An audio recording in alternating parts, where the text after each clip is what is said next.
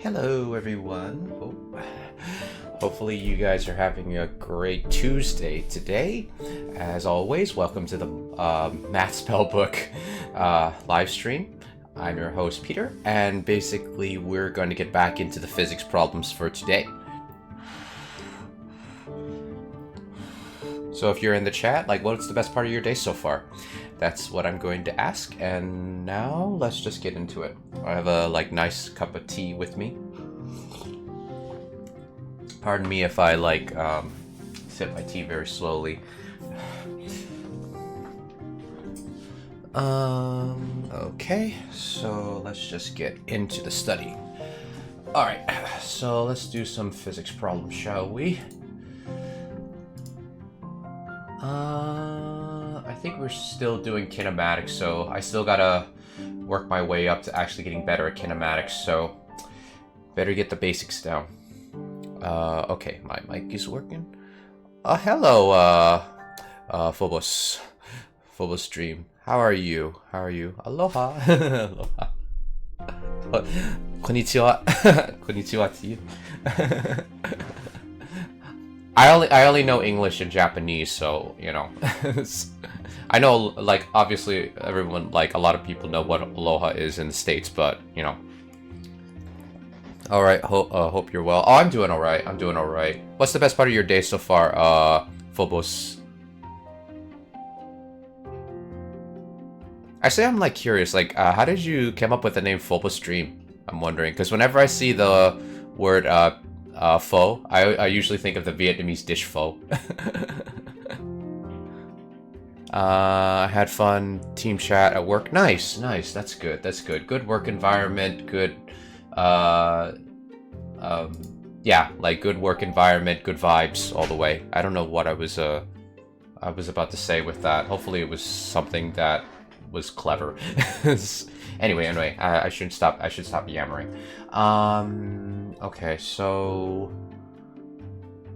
I think we should just jump into a different problem. So let's see. Motion with constant acceleration. Ooh, let's try this. Ooh, this is a tennis problem. Let's see if we can highlight this, copy this, and hopefully it will cooperate with me.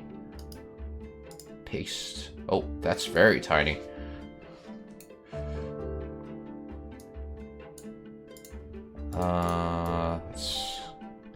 And then we'll change your color to that. Nice. The name source is a secret. No problem. I don't mind you guys having your own secrets. That's fine. Everyone is meant to keep stuff private. That is perfectly okay. Anyway, let's just get into the problems. And you know what? I just realized I forgot my calculator. I will be right back.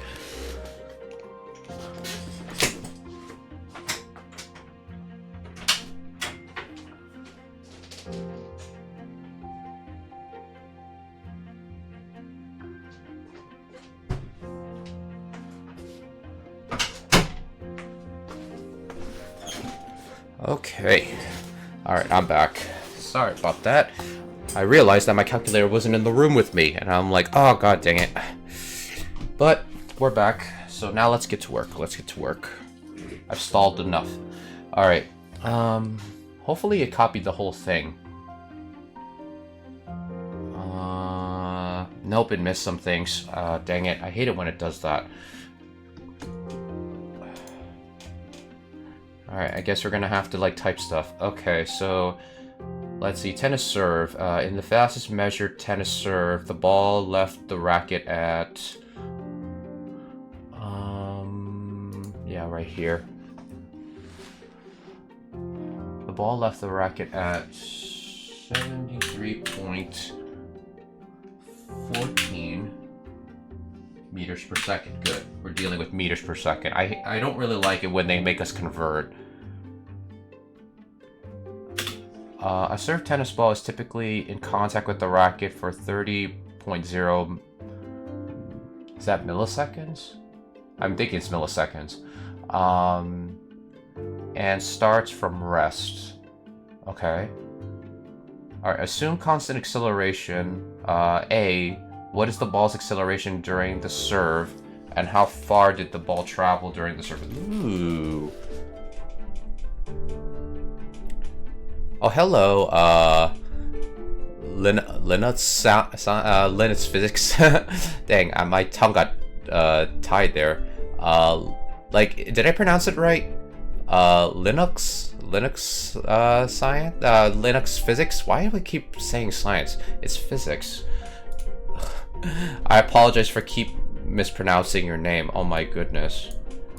And I love physics, so I'm like, why am I saying just science? I think like, I think it's like reminding me of the operating system, because I've heard the word Linux before.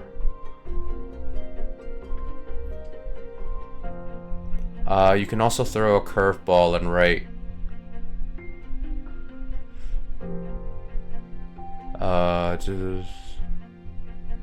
Huh. I did not know that. That's interesting to know. But glad to have you here, Linux. What's the best part of your day so far, Linux? If you don't mind me asking.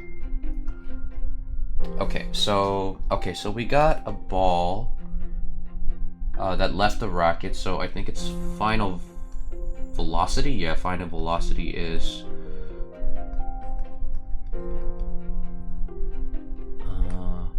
I don't like the way that S looks.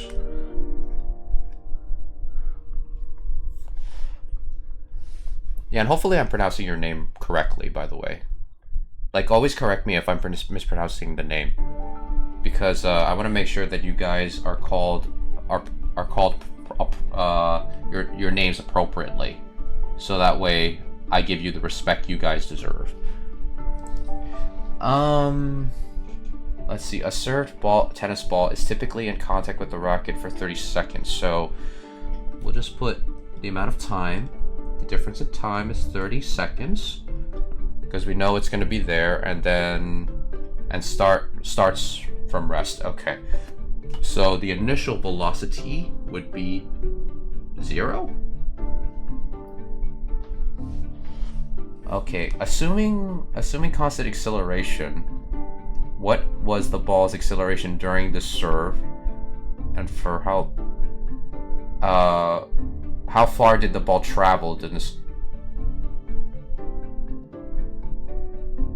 Okay, I feel like this is easy, but at the same time, like, why is this a double dot question? Because usually when there's 2 dots, that means it's supposed to be a challenging question.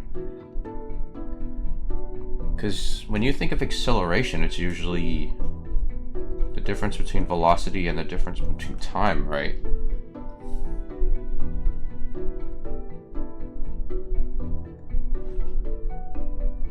Oh, 30 milliseconds. Yeah, right. Thank you for correcting me, Linux. I almost forgot. Which means we're gonna have to convert. Fun! I don't mean the sarcasm there, but I just kind of don't like when I have to convert. But then again, you know, for scientists, they have to be accustomed to converting a lot.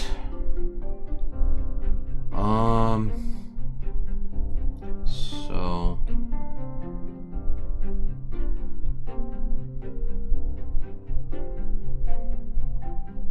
let's see. Centi is 100. Yeah, it's supposed to be 1,000. So we'll just put 1,000 down there. We're not going to convert for meters. Forget that.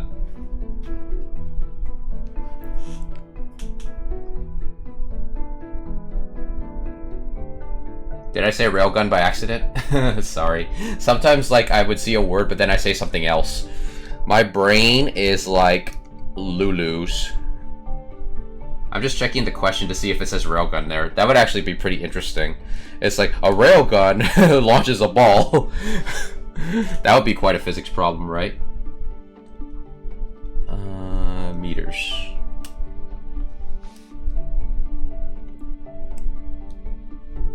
I don't know if you answered the question before, Linux, but what's the best part of your day so far? Hopefully there's something that enlightens you to, like, today. Oh, wait. Oh, no, it's milliseconds, not meters. What am I doing? Oh, boy. Because I'm so used to converting distances. It's supposed to be milliseconds. And... so, we want to do 1 second. So, 1 second. Erase this. Luckily I caught that, otherwise I would have been very, very ugh. So 1 second, milliseconds. Not doing much, got some coffee, big excitement there. But it's a nice coffee, cool.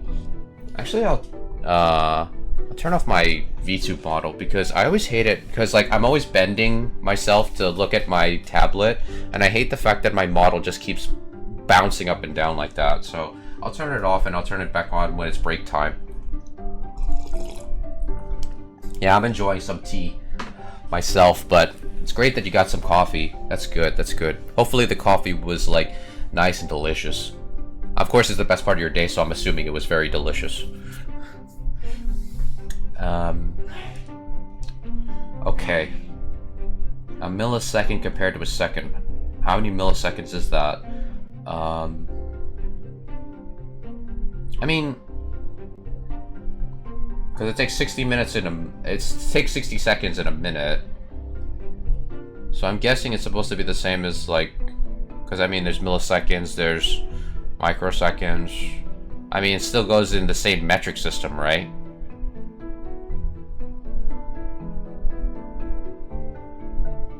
Yeah, because we have... I mean... I don't think there's such thing as centiseconds. Oh boy. This is why I hate conversion, because it's like, I have to remember all the units. I know it's like basically based off 10 from like meters and like kilograms and all that, but at the same time it's like, now I have to think about it for time. And because obviously time is like, you know, like there's 60 seconds in a minute and, you know, there's 60 minutes in an hour. It's kind of sucking me out now.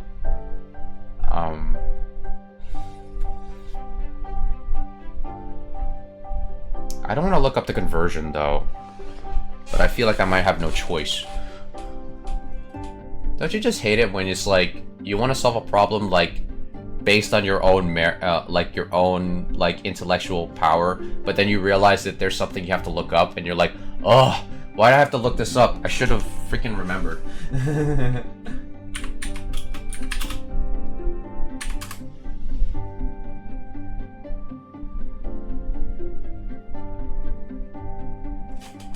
Oh yeah, I was right. So it's like 1,000. It's like 1,000 milliseconds. Okay, so I should have gone with the metric system. I should have like gone with the intuition of the metric system.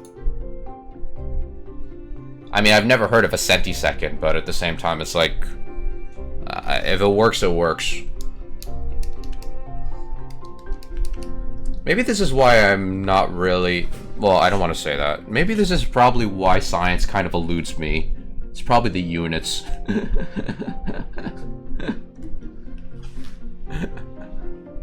But then again, science is more precise. But then again, precise has a different definition when it comes to science, because there's a difference between accurate and precision. Okay, so...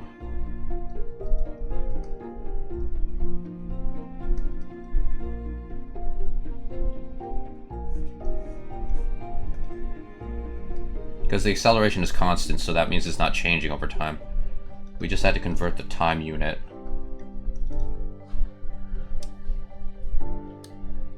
Okay, 70,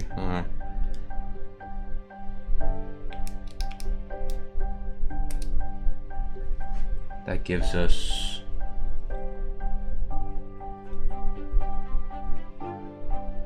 really? That's pretty fast. That's pretty fast for a ball. And I remember because, like, if you do meters per second, but then again, it's meters per second, so...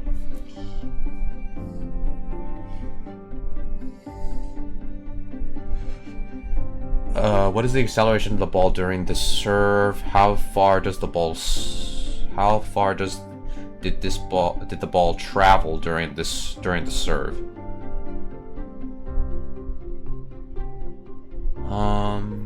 Okay, so I think like question B is like the one that you have to really think about a little bit. Because we do have a final velocity which is like 73.14 meters per second.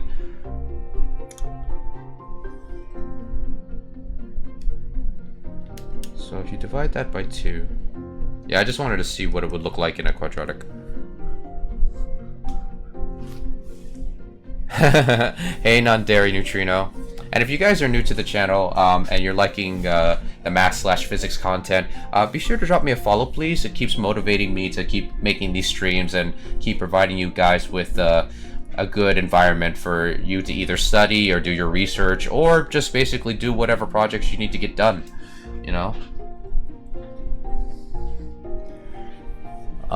Just popped in and all I heard was how far does the ball go? But what's the best part of your day so far, non-dairy neutrino?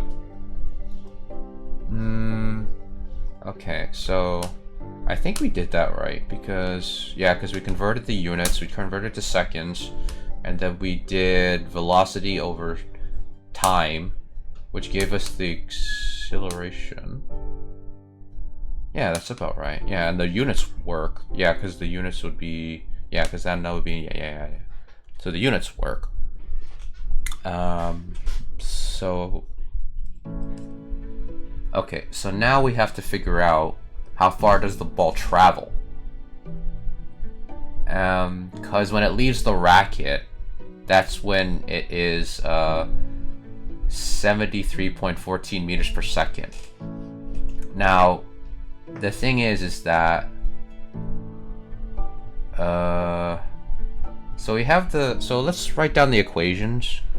So final position would be, it's probably good just to write the equations out. Maybe it will give us some clues to what to work out. So plus acceleration times time and final velocity squared equals initial velocity squared plus 2 acceleration difference between distances. The best part of my day so far is that there's a decent chance my class is going to be canceled due to the snow tomorrow. Oh, okay. Well, at least it gives you more time to like focus on like whatever it is you need to get done.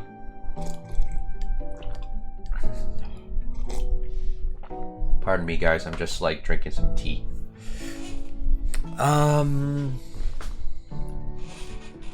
Okay, so we have the time, so we don't have to worry about that. We have the acceleration. Yeah, because that should equal out the final velocity. Now, we would have to assume, if we were trying to find the position, we would have to assume that the initial position is 0. Right? Yeah, I think so. Because we're going from the ball's perspective, so it's basically like when it's struck, that's when it hits like 73, and yeah, and it will hit that velocity when it's hit. So we don't know what the final velocity is. The initial velocity, the initial position, I mean the final position. We don't know what the final position is. We know what the final velocity is.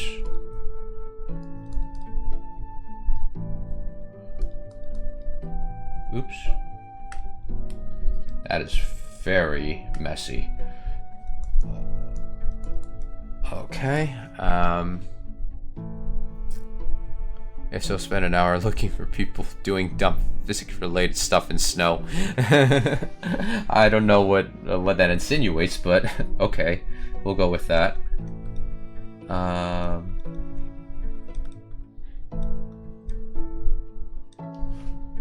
Actually, what class would be canceled, non-dairy neutrino?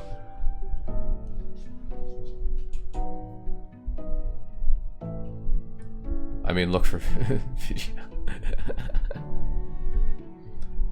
Actually, Linux, I'm wondering, like, are you a student? Are you a grad student? I mean, are you an undergrad student, or are you a graduate student, or are you just working and you just basically love, like, physics and math content for learning's sake? Or are you a high school student?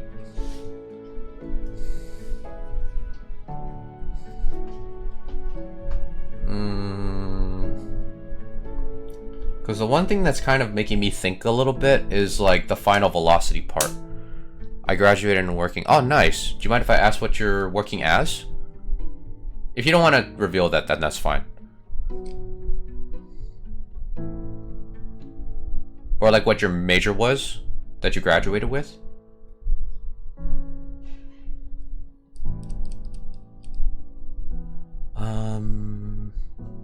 Yeah, it's just the final velocity. I don't know if I have to take that into account. I don't think so. Because if you just do the math... Yeah, I think like you would get the final velocity anyway. Oh, graduated in physics but working in finance. Oh, okay. That's fine. You know, like I remember I watched the movie, what's it called? Margin Call. I remember like the character that discovered something was wrong with, I guess the company's like holdings. He was like, I think he had a PhD in, was it? I think rocket propulsion from MIT. So, you know, the finance world usually is like, when you have people in science working in the finance world, like, you know you're gonna get stuff solved. At least that's how I feel about it. This quant pipeline is surreal. But it's cool. It's cool that you, like, got a job in finance. I mean, hopefully it's not wearing you down or stressing you out or anything. My class would be going through torque and rotational dynamics. I just don't want to teach. Oh, okay. I see. So are you like those type of like instructors that just like to basically research and not teach?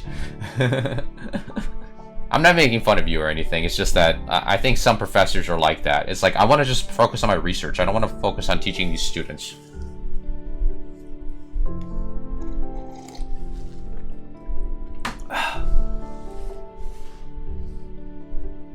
Yeah, I don't think we have to worry about that. So I think we can just I think we just have to do the acceleration. Because then if we take the initial stuff, then that would be 0, technically. Square. Okay, so here we go, and hopefully I get this right, because I'm thinking of it logically and it does make sense to me, but at the same time it's like I could be missing something, because usually that always happens. I always end up missing something, even when I think I'm being logical. Actually, let's just round this up, because it's like 9 and 7, so 1 point. So that's the final velocity, and this is the acceleration. Okay, I mean, it's what, 1.10 meters.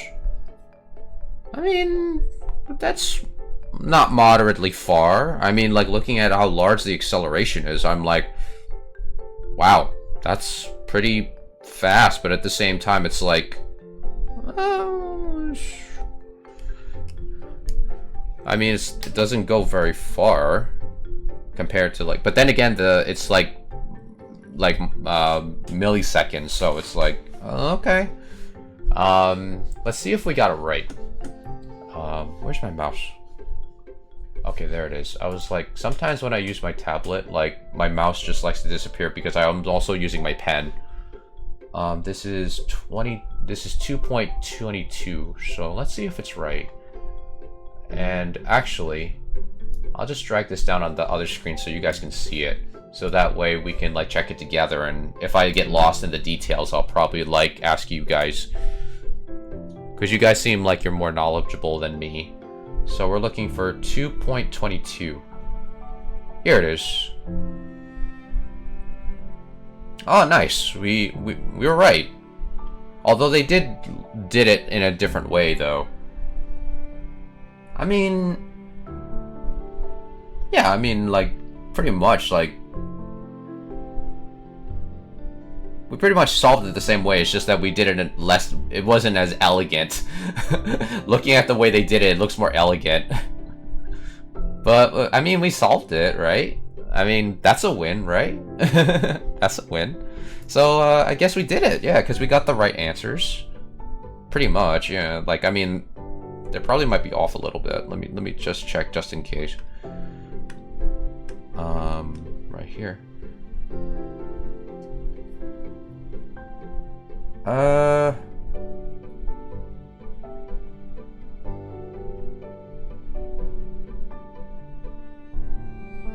74.14. Did I write the wrong one? Did I write the wrong numbers?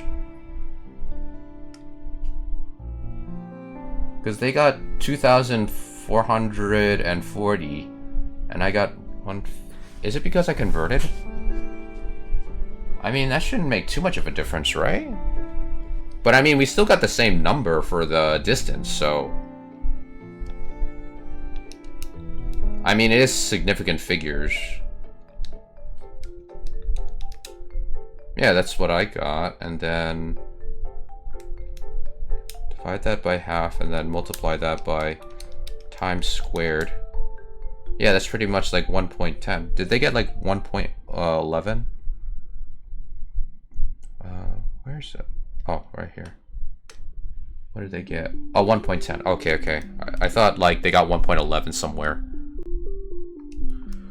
Oh, what did you type? Non-dairy neutrino.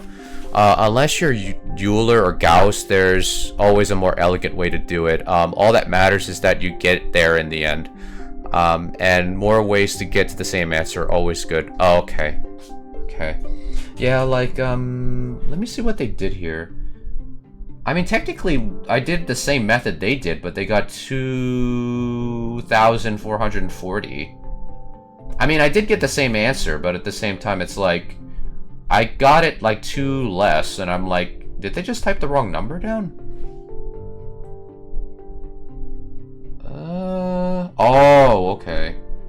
So they took the initial velocity and the, oh, and add them together, and then, oh, I didn't know you could, oh, I didn't know you could do that.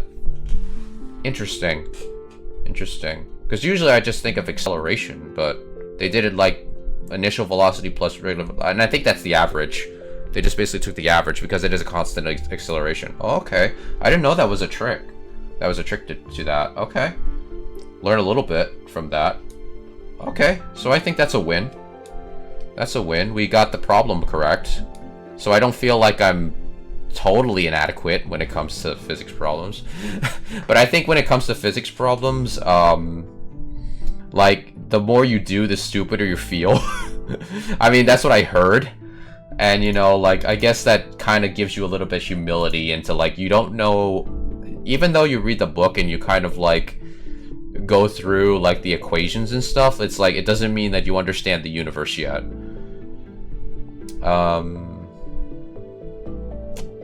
This is a bio question. But, you know what? Let's just do this one. I'm not really into bio, but at the same time, it's like, oh, it didn't highlight that. I hate it when that does that. Yeah, I don't know why, like, this particular, like, I don't know why this particular book is so fidgety with me highlighting stuff. It's like, I can highlight some things, but not everything of the question, which is really, really bogus.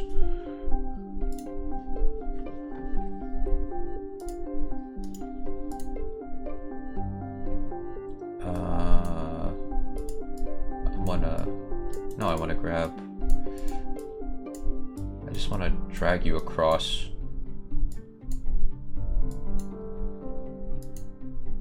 Yeah. No, I don't want to grab the screen. I want to grab the question.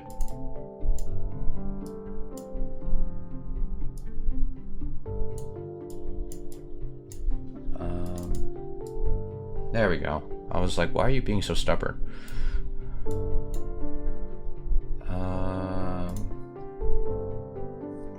we'll just use our pen to drag here.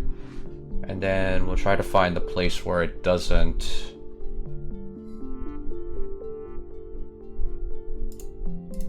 Actually, you know what? I'll just drag my book up on the other screen here while we leave the answers down here, because we're gonna need the answers anyway. Let's see what the question says. So we're dealing with the human body. So let's go into the text. The human body can survive an acceleration trauma incident, sudden stop, if the magnitude of the acceleration is less than, I think this is where the number is, less than 250 meters per second squared, I think, right? So that's what it says? Yes. Okay. Period. If you're in an automobile accident with the initial speed of 105 kilometers. Why did I say 500? Kilometers per hour, hence 65 miles per hour.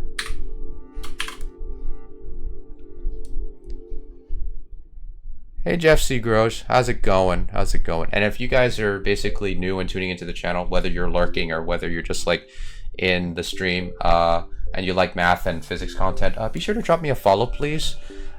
It keeps me motivated to keep doing these streams for you guys. Not only that, I also want to be able to produce a good work environment for you guys to get your stuff done, like whether it be just your research or, you know, your homework or your studies or basically anything you're doing. You could be just drawing while I'm just doing this, you know. Either way, you get stuff done to better yourself, and I think that's the best thing that we could all need. And you are stopped by an airbag that inflates from the dashboard over a distance of what? What distance must the airbag stop you to survive the crash? Oh, okay. So this is an actual legit, real, like question, especially. Let's see, if the magnitude of the acceleration is meters per second. So a human can survive that. If you're in an automobile accident with the initial speed of why do I see 5? It's 105. It's 105. We'll just put 65 miles per hour to give us a little bit of reference. I guess it's because I'm an American, so I'm so used to miles per hour. So I have to keep in mind that 105 kilometers per hour is the same as 65 miles per hour. America. America. If you are stopped by an airbag that inflates from the dashboard, over what distance must the airbag stop you for you to survive the crash? Okay. So let's write our equations here. So dun dun dun.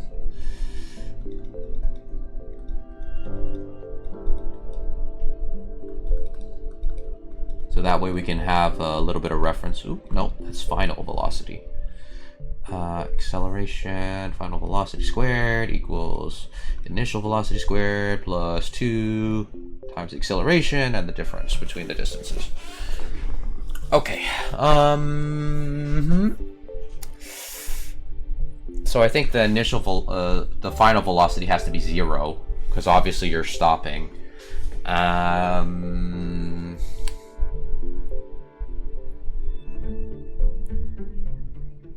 So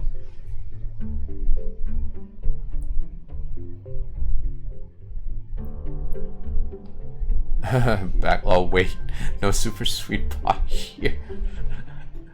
I don't know what you were trying to do, Jeff Seagroves, but I don't have like a fancy like bot to do that. Do whatever it is you were trying to do. Sorries.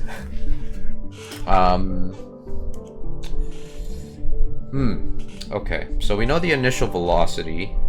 Actually, let's convert the the initial velocity, because I know I'm gonna have to do it eventually. So let's change it to meters per second. So 1 kilometer equals 1,000 meters times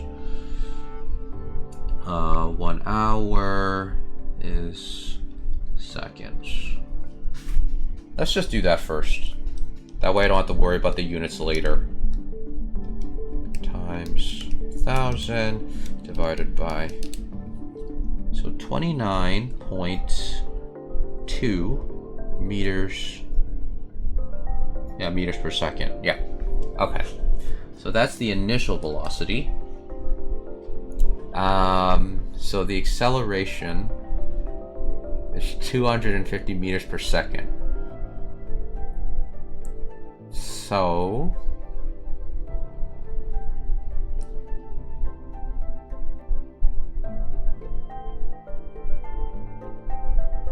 now we know so we could probably, and we know the numbers. The only thing we need is the distance. Okay. So I think I know what equation we can use. Because I think we have all we need for this one. Actually, let's just work through the algebra. I was going to try to do it in my head, but like we'll work through the algebra. And so what we need is just the distance, right? Yeah, from what distance must the airbag stop you? Okay. Oops. And then 2. Okay, yeah, that looks about right. So we can just plug the numbers in at this point. So we have 29.2. Well, actually, it should be 0. So basically negative. Wait. Hold on. Wait a minute. Would that be? I don't think that would be right. Would it? Unless we have to, unless we shouldn't assume that the final velocity is 0.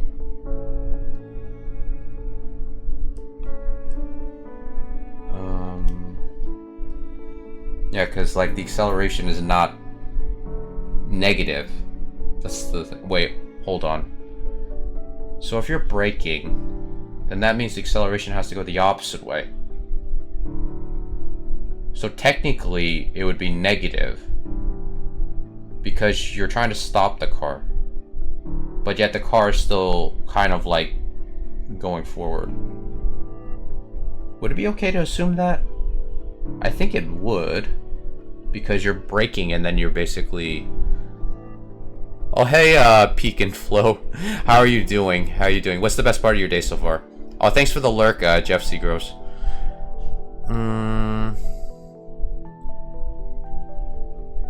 No, I haven't set that up yet, unfortunately, Jeff Seagroves. I haven't set that up.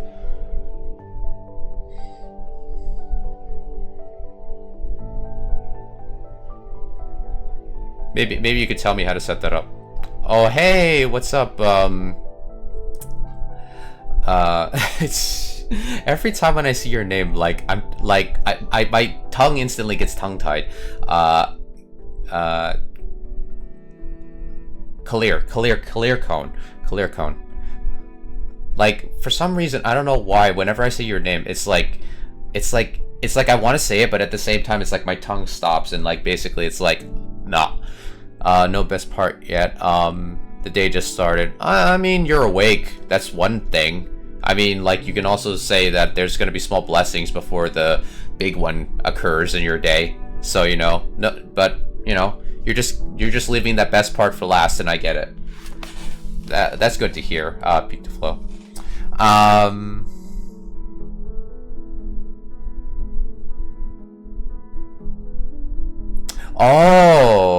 Sascha, right? Yes, I remember you. I remember you. Oh, okay. It's good that I'm actually like, yeah, it's like, so you prefer me to call you Sascha since that's your Discord name?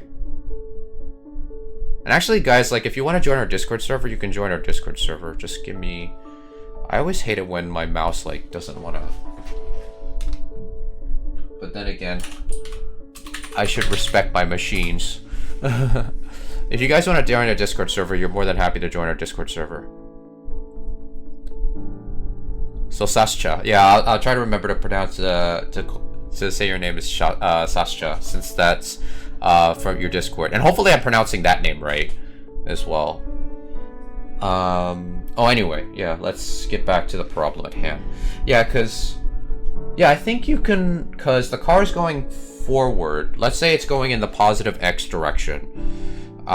If you're trying to brake, then the acceleration has to go the opposite way, so it has to be negative. Yeah, and I think that would make the acceleration negative. Yeah, I think that works. Because you're having a negative, you have a negative velocity in this problem, because you're trying to get it to 0, and the only way to actually, like, I think that's how you logically structure it, I think. So I think that works, but if my logic is completely off, like, you know, you guys can tell me. And then 2 times negative 250. So that gives us a distance of what? Oop. Oh yeah, I have to click on my tablet because I typed on the chat. So the distance.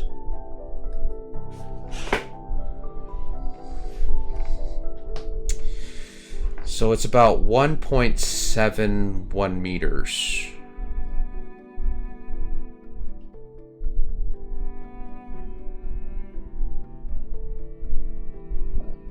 Excuse me.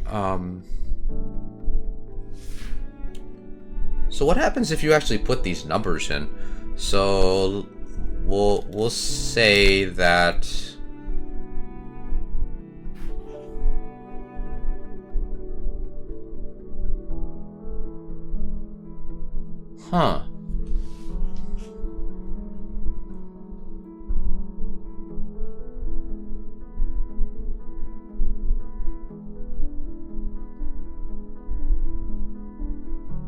Actually, come to think of it, how long would it take you to stop then? Actually, let's figure out what the time is of that. That's an actually curious question. Because then acceleration due to time. So yeah, we practically do the same thing, only without the square. Divided by negative 250. That's like less than a second. Wow. Sheesh. So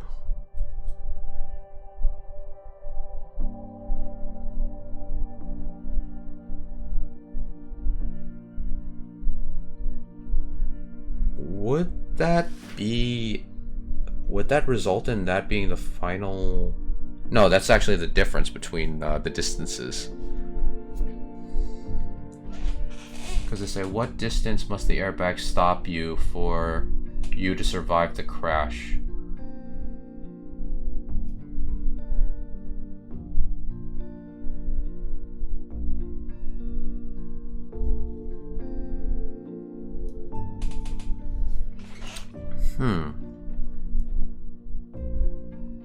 Because I'm like second guessing, because I mean because that's the acceleration we need to like survive. Yeah, because like the human body can survive an acceleration trauma incident with the magnitude of the acceleration being less than oh, it has to be less than that. Okay. So technically this distance we would not have to count it. We wouldn't count it, actually. I mean, the way we got it, like the distance. I mean, it seems pretty short, but usually, like usually a distance like for a sudden stop, it should be like very short.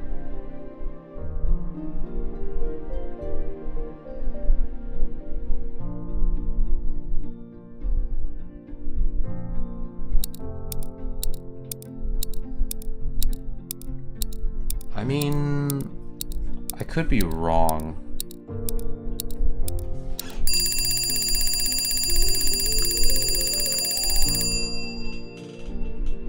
Alright, first break. Probably when we start again, I'll probably like double check. I'll probably check the answer and see if I'm right. If I'm wrong, then I have to accept that I'm wrong.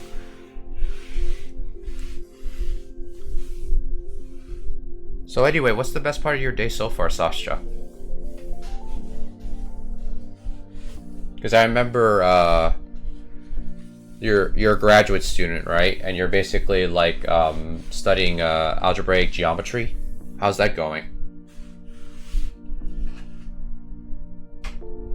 I probably should put my VTube model up for you guys, so that way I can just be talking to you directly. I mean, looking at this problem, I think I'm doing it right. And actually, if anyone else is like doing any like research or projects or anything on the side, what you guys are working on currently? I'm curious to know what those are.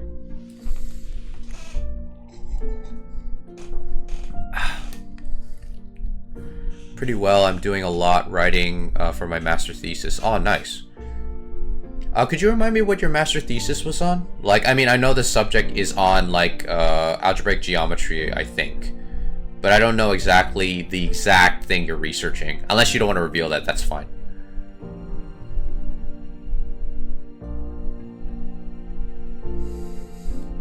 Nice, you two are working on your master thesis. Maybe you two can do a collab together. Hodge theory, do you mind explaining what that is? And hopefully I pronounced that right. If I didn't pronounce it right, please let me know what the correct pronunciation is.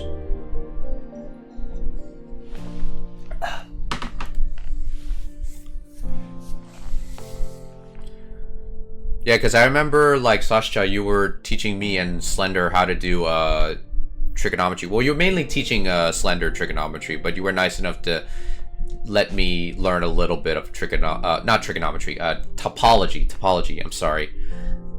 See, like, that's the problem when there's, like, two types of subjects in math that start with T for me. I end up saying the wrong thing, the one that I actually, like, have experience in and the one I don't have experience in. Topology, trigonometry. I'll probably mix those up a lot. Not the subject matter, but, like, the names. I hate it when that happens sometimes. Yeah, I find topology very interesting, actually, especially when it's like very visual.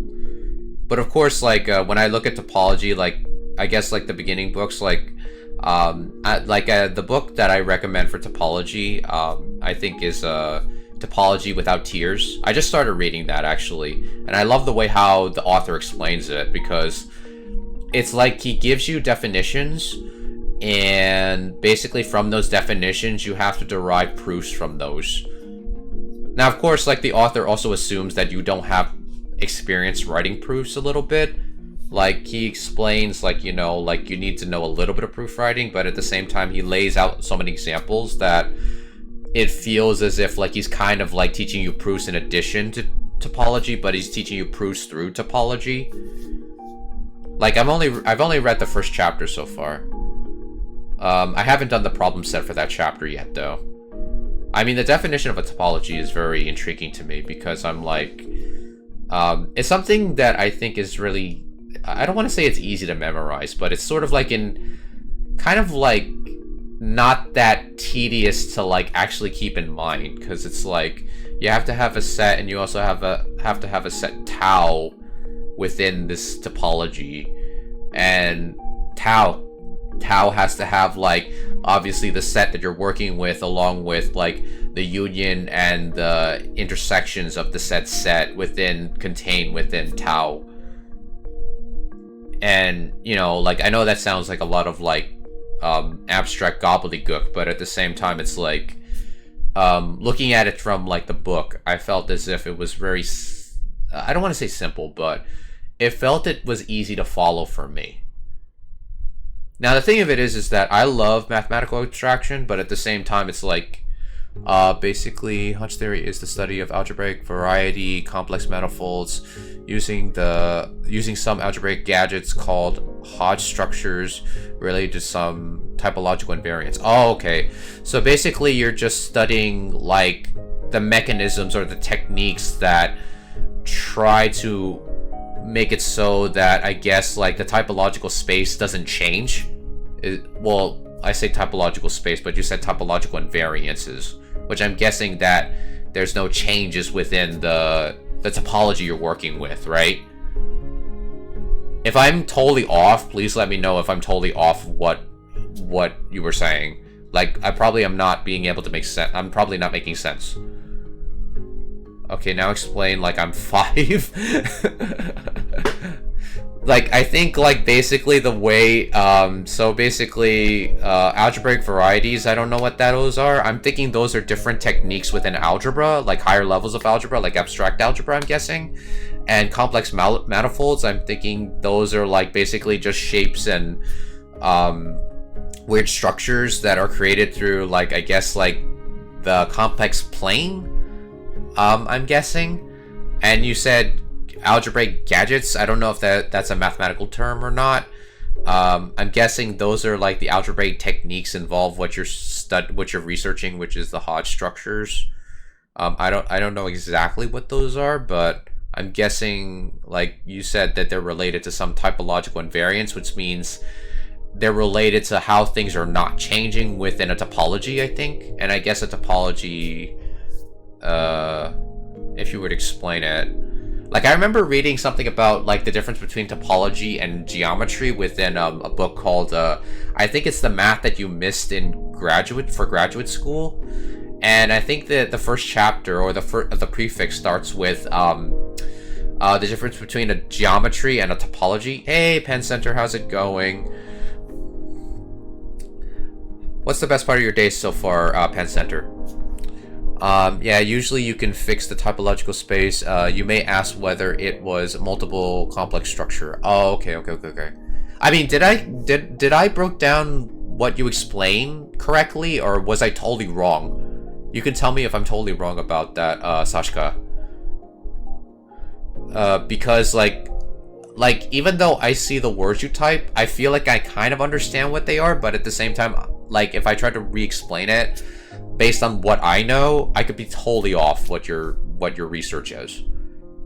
Like, if I explained it completely badly, like, let me know. Because, like, I find your research very interesting, because I feel as if, like, it's part of this deep, detailed, intricate structure that's, like, you may not understand it, but then it's part of a bigger puzzle that could result in, you know, like, something that solves through it, you know? But it's like something under the hood that we don't even know about, and then suddenly you just solve that thing, and it doesn't look like a big deal until, like, someone sees, oh wait, this thing that Sashka discovered or uncovered in their research, this is related to this thing, and that related to that thing, and then it just helps solve it. Honestly, I've had a terrible week, but did a job interview, so that's exciting. Oh, okay. I'm sorry that you've been having a rough start to your week so far. You know, positive vibes to you, Penn Center. You know, like, yeah, it's kind of hard, like, basically facing, like, a week that's kind of, like, giving you a bad, rough time. Usually whenever I wake up during the day, I always write a mantra to myself. Like, I write a small mantra, and I always end it by basically saying, and something wonderful will happen to me today. You know? That usually helps me, because it makes me realize that, you know, like, no matter what bad stuff happens to me in the moment, it allows me to actually get back up and look forward to something better. Like, whether it be like an hour from now, or whether it be like the last part of my day before I go to sleep.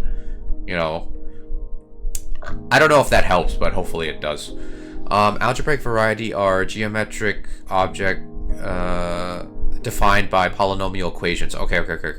Complex manifolds are geometric objects obtained by gluing open set of the I'm guessing that's the complex plane to like to an infinite dimension, right? Like any dimensional object, right? Within the complex plane, right? Because you put c to the power of n, which I'm guessing is probably you're putting like the complex plane but in a higher dimension, right? Or a lower dimension, whatever n is. Because I'm guessing n is supposed to be an element of the natural numbers, right? Or it could be like an element of the real numbers. My master thesis was on algebraic sewing equation. Ooh, dang, you guys are working on some like awesome stuff. And I am not up to level to that. I wish I was though. I wish I was, but nope. I'm just a lowly mortal. I am just a lowly mortal, but it's like you guys are like the overpowered masters that I must get to in the shonen arc. That is my life. It's like I'm the lowly student and you guys are like the over muscular masters that will beat me to the ground to basically teach me this stuff. I mean, I hope it doesn't come to that, but at the same time, it's like, wow, you guys are just working on some interesting stuff. What is it? What exactly are the details on what you're working on, Penn Center? Because you said algebraic sewing equation, and I'm like, ooh, that sounds intriguing. Yeah, in just the dimension of your complex manifold. Oh, okay. Chop me in half like Frieza. Yes. I'm glad you got the reference, Penn Center. Because I noticed that on your Discord server, you sometimes post like memes with anime characters, and I'm like, does this guy like anime? Oh my goodness. Yay. That's cool. Yeah, like that's why I'm so glad that I made this channel, because like I was so surprised that people that come to my channel are like people that are more advanced than me on the subjects that I'm into, and I'm like, wow, I was expecting like a lot of people that would be like, help me with my homework or something, but no, you guys have been basically teaching me stuff, and I'm like very, very like privileged to actually be able to like be in like a stream with such brilliant people, you know?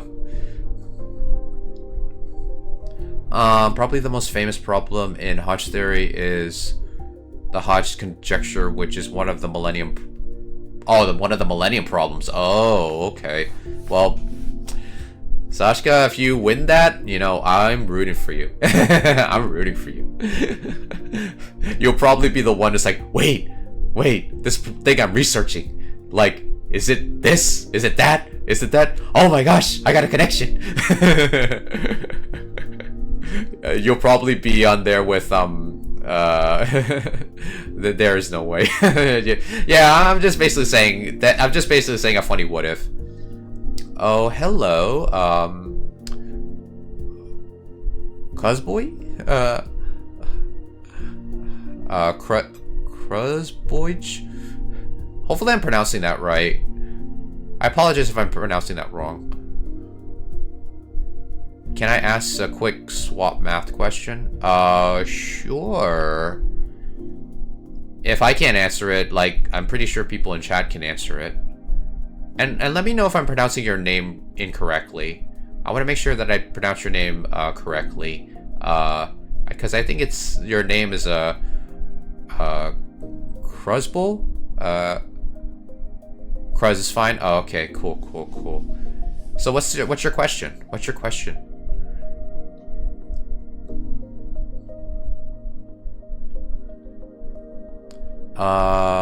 Let's see. In a nutshell, if you take the Riemann sphere and cut it in at the equator, then use a needle to stitch back all the pairs of the upper half with the lower half in any order, that is algebraic sewing. Ooh. My supervisor and I were looking at analytic functions that had infinite matrix representation and trying to find find inverses of them. Oh, okay. So I'm guessing a lot of linear algebra is involved with that, right? Or is it like something, if it's a math branch, that's totally different? Because you said matrices, so I'm guessing like linear algebra is involved. That's my guess, because based on what I know. It was linear algebra and complex analysis. Oh, okay. Yeah, I'm actually like Penn Center. I'll give you a shout out actually, because I don't think I did a shout out for you yet. If you guys haven't heard of Penn Center, he's an awesome math streamer. Not only that, he's also doing courses. So if you want to learn linear algebra and real analysis, I recommend checking out his channel and his stuff. Because I'm actually learning from his real analysis course. I'm still reading chapter 2, by the way, Penn Center from Abbott. I think I've read a little bit of Strivak? Like, I think I've read only chapter 1 of that, but I haven't done any of the problems yet.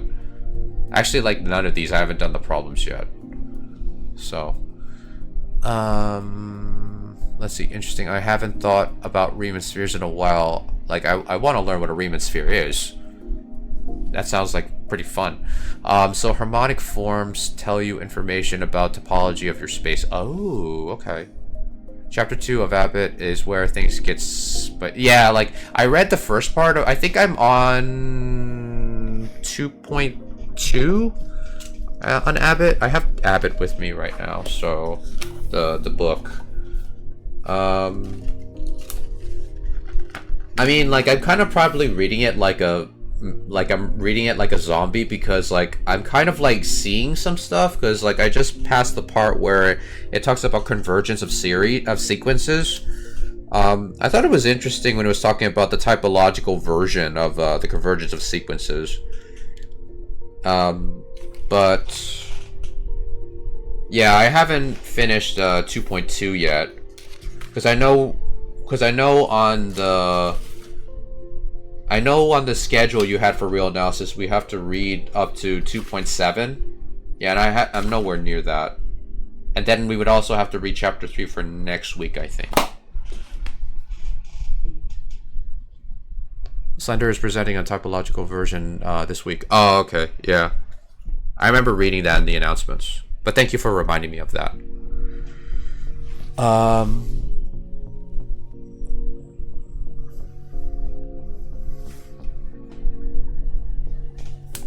Yeah, topology sounds like a very interesting subject, actually.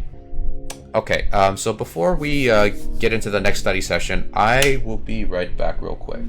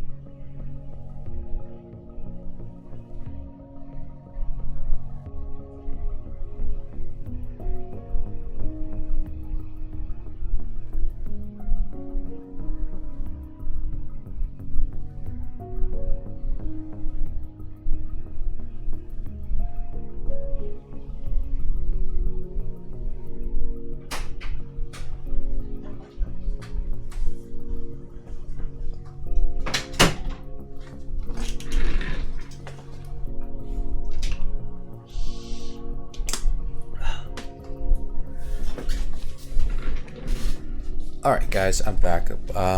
Let's see. math over my head. Oh, Cruz, you did post your question. Let me see. Okay, I just want to make sure I didn't miss any of it. Let's see. It's none function, just f of what I'm trying to learn how to d. The d was given to me. D is 1 is less than x, which is but is also less than 2, and then x is less than y, while y is less than 2 times x. Huh. So I'm guessing this is a proof question, right?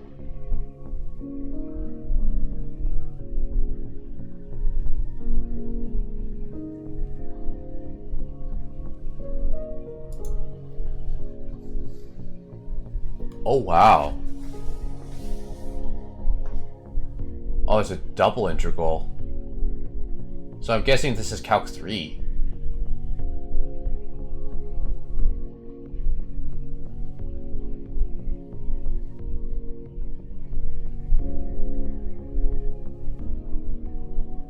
Let's see, 2x, so...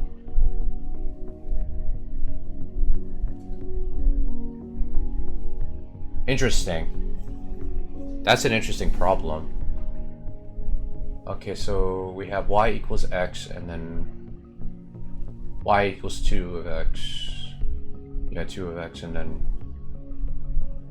So finding the value between those two, okay. Interesting. I haven't even gotten to, like, Calc 3 stuff yet. Maybe this will motivate me to actually do a Calc 3 stream. And if you guys are tuning in for the first time, please drop me a follow, please. If you want to basically have a good space to, like, you know, focus on the stuff that you want to do, whether it be research or you just like mathematics or physics. Basically, the follows always motivate me to keep making more stuff for you guys. And if you like to join our Discord server, please join our Discord server as well.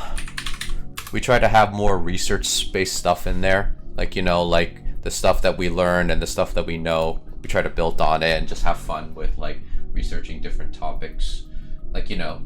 And also, if you guys want to follow, if you want to subscribe to my YouTube channel in case you miss stuff, you're more than happy to subscribe to my YouTube channel as well. I'm trying to learn the swap conversion. Oh, okay.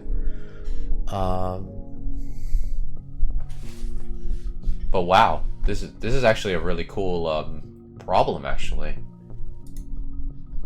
I love how, like, math basically keeps going from, like, you know, it does start out abstract, but when you get into, like, graphing and stuff, it becomes a little bit more like, more visually stimulating. Okay, so I'm gonna turn off my model, and then I'm probably gonna go and start the study clock right now.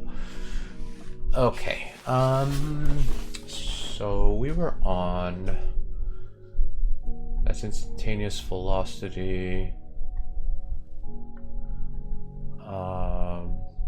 Ooh, this one looks interesting. A simple reaction time test.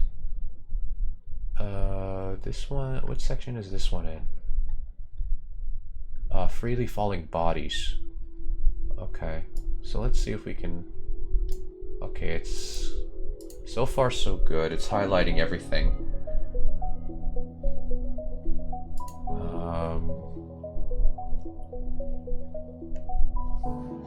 Where did I put my pen? Oh, here it is.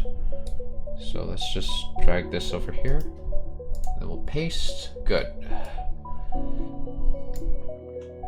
Okay, so it looks like it highlighted everything, so hopefully I am able to do this. I mean, hopefully I don't have to type anything else.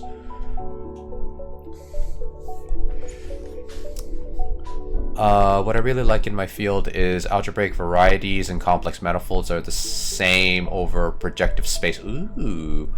So you can back and forth from technique from abstract algebra and analytic method. Ooh, that sounds really, really intriguing.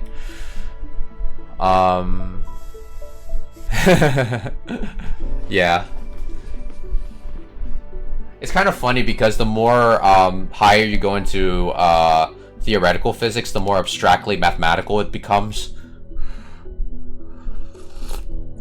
I am nowhere near that level yet, but hopefully one day when I'm like 90 years old, I'll be able to understand what a Lagrangian is.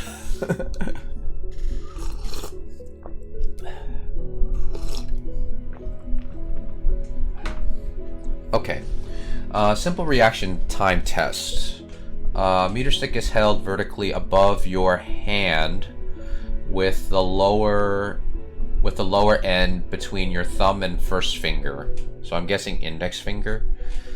On seeing the meter stick release, you grab it with 2 fingers. You then calculate your reaction time from the distance the meter stick falls. Read directly from the point where your fingers grab it. Derive a relationship to your reaction time in terms of this measured distance. B, if the measured distance is 17.6 centimeters, what is the reaction time? Okay.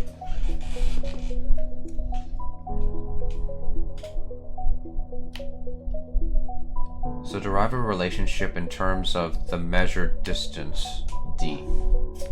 Okay.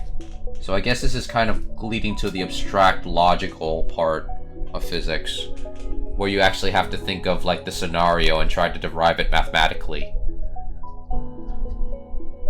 So the relationship between the reaction, okay. So the meter stick, let's actually draw a picture. So,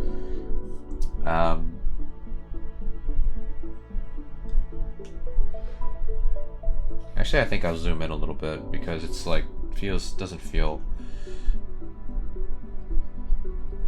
So we have a meter stick. Is held vertically above your hand, between your thumb and first finger. So I'm guessing they want us to like show it like this, and then your thumb is like right here.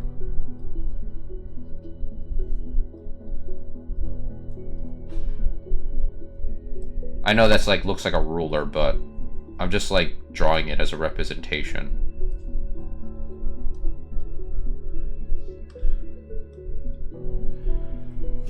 I will just put a, oop, no, I didn't mean to erase that. So finger here, and then we'll just put a little bit right here. Okay.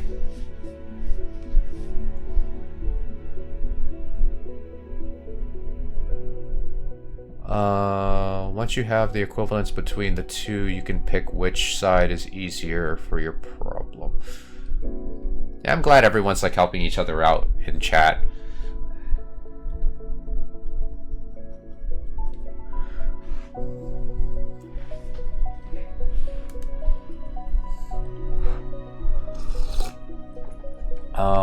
Let's see here.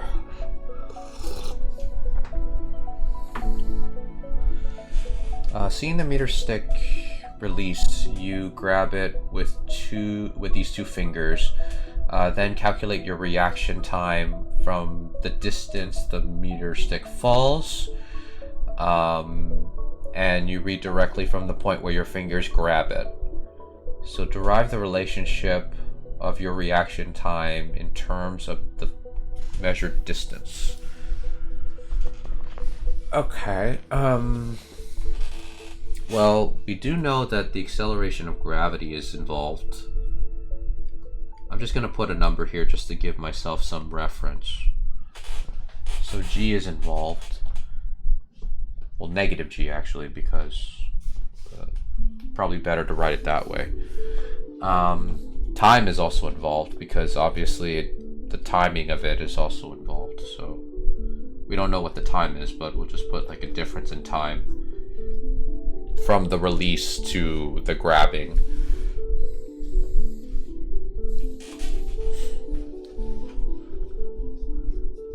Hopefully, Cruz, you're getting like more insight on your problem. I hope I hope everybody is able to help you with that. So what is D supposed to represent in your problem, Cruz?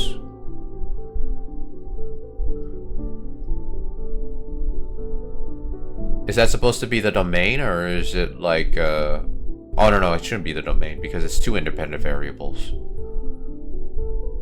Is it? No, it is, right? Could be an error as well. Oh, no. Hopefully, you'll be able to solve it. Oh, it is the domain? Oh, okay. Okay, because I thought that's what D was representing.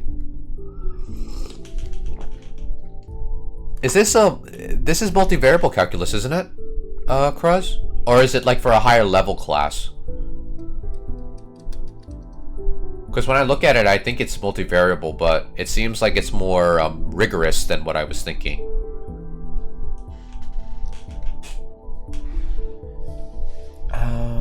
Let's see.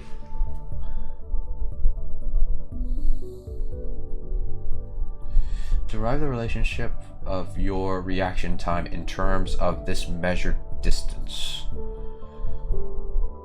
So, oh, it's Calc 2? Really? But I know people learned that in Calc 3. Oh, okay. Wow, it looks more abstract than what I'm used to. But then again, like when I went to school, like learning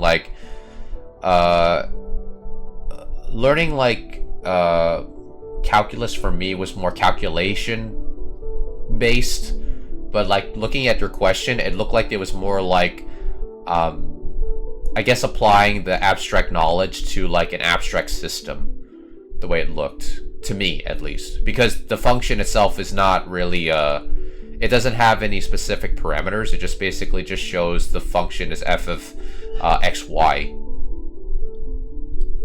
which kind of like makes it more abstract to me. And I think those are the problems I had the most difficulty in with math, because it was like, I'm given a function, but I'm not given an exact parameters of how it behaves. It's like you're given a random function. But that's crazy, though.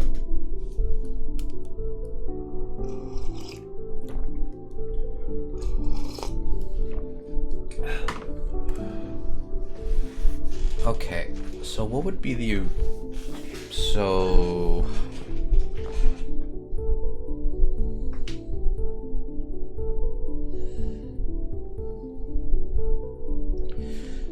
I think probably it would be the initial distance where the ruler started plus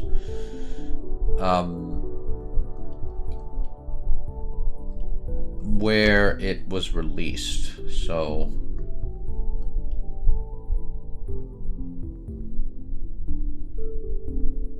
maybe we should put initial distance here. So initial D. Initial D. It's like deja vu.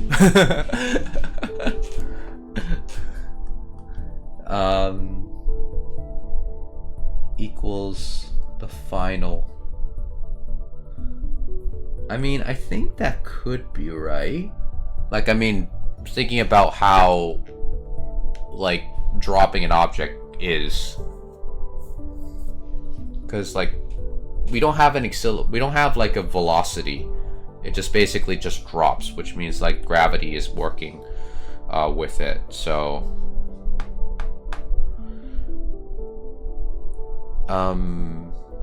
let's see. Derive the relationship for your reaction time in terms of the measured distance. I mean, let's like use the equations. Maybe they can help us structure it a little bit better.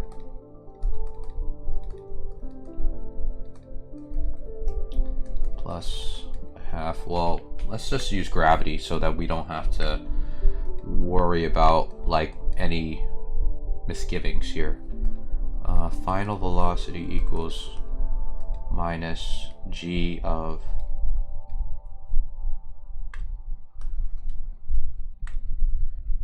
t. On the Lagrangian, there are many different paths the objects can move. Depending on the path, the kinetic energy and the potential energy of the object vary in specific ways. The Lagrangian, which can be thought of as the Lagrangian is the kinetic energy minus the potential energy, gives us a way to say that the path an object will follow in such that the integral of the Lagrangian is minimal. Yeah, because when you take the integral of the Lagrangian, that's the action, right? Yeah, I read a little bit like from here and there, so like I've been hearing about the Lagrangian a little bit, and I did read a little bit about it, but then again, like I don't want to say that I fully understand it. It's basically two functions that you need to find integral, kinda, but since you don't have their numbers, you end up with parameters. Oh, okay. Interesting. So just do this plus, well actually it should be minus actually, because we have, so minus 2 and then okay.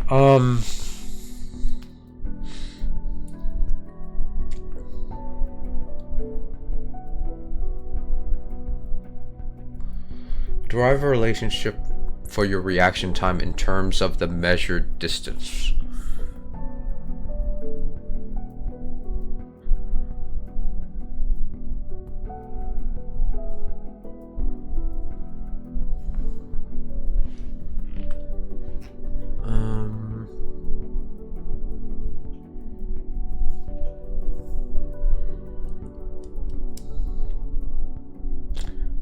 If measured distance is 17.6, actually, I want to convert that so I don't have to worry about doing it like later. 17.6 centimeters times, I think it's 100 centimeters in a meter. So it'll be like 1.76, right? Divide that by 100. Oh no, it's 0. See, this is why arithmetic is not my strong subject. I was off by a decimal. I was thinking of 10. I should have been thinking about 100.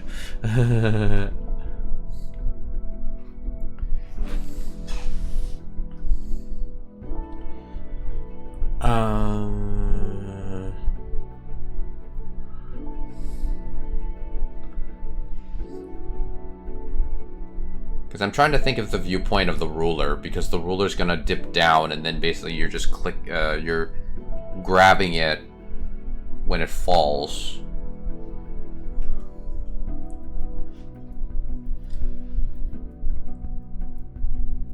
Because it says derive a relationship of your reaction time in terms of this measured distance.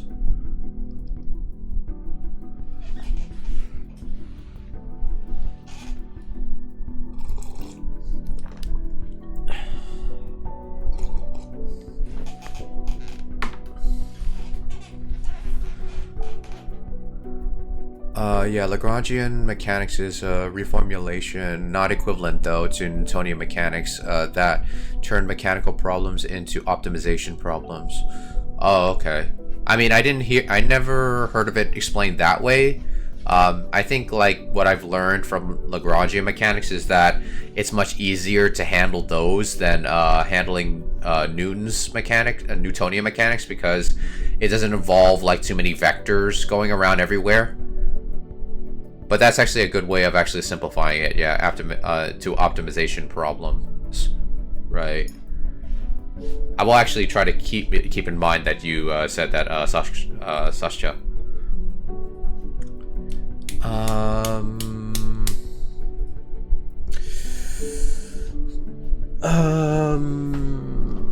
Let's see, the distance because I'm trying to see what they expect from like on the right side of the equal sign and what they expect from the left side of the equal sign.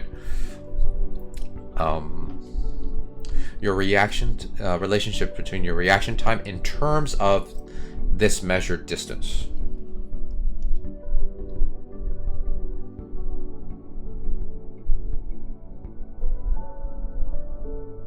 But then again, if it's starting from the top, and let's say if you hold it in your thumb and index finger at the bottom of the ruler or meter stick, and you let it drop, and you just time your reaction based on that. I mean, depending on how you hold it. So gravity will pull it down, and then your timing of it. Yeah, because then gravity will accelerate it downward, because it's going to affect it either way. And then the distance on the ruler.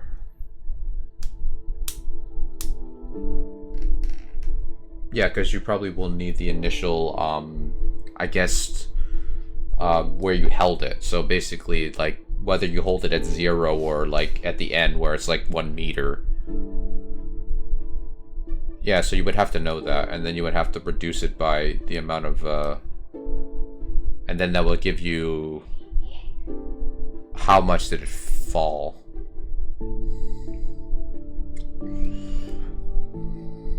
I mean, I think that this equation that I wrote here, it feels right, but at the same time, it's like, I feel as if I'm kind of missing something, but I don't know what it is.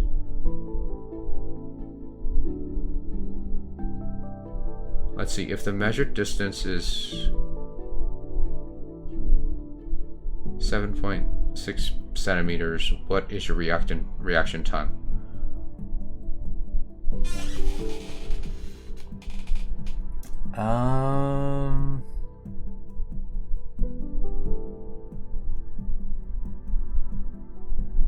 So let's assume that di, like initial distance di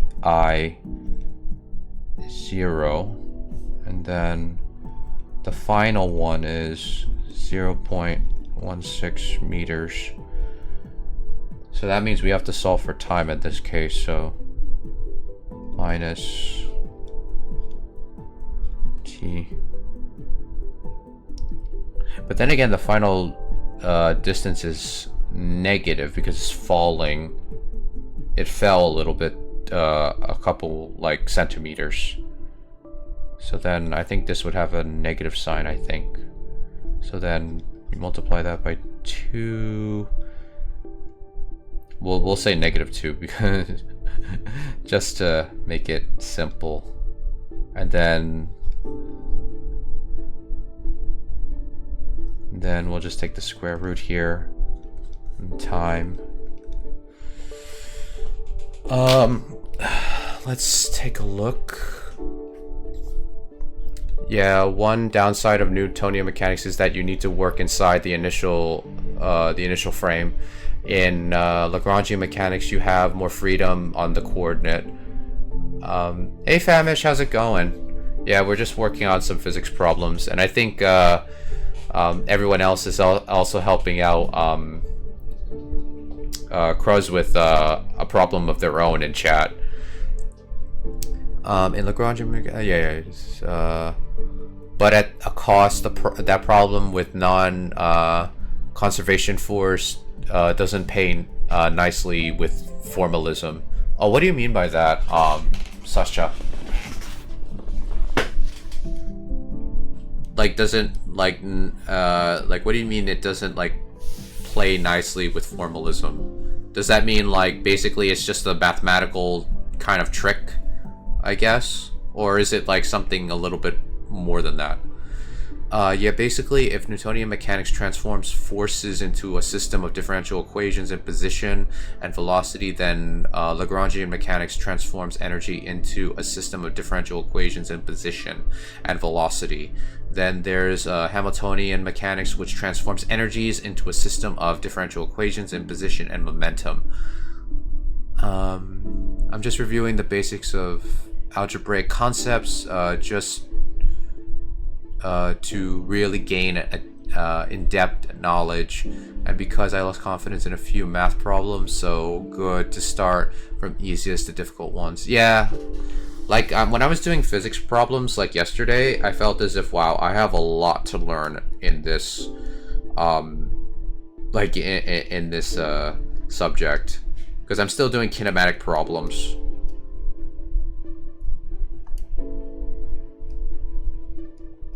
And sometimes I feel like, wow, I'm not going to be ready to do like circular motion along with like other stuff.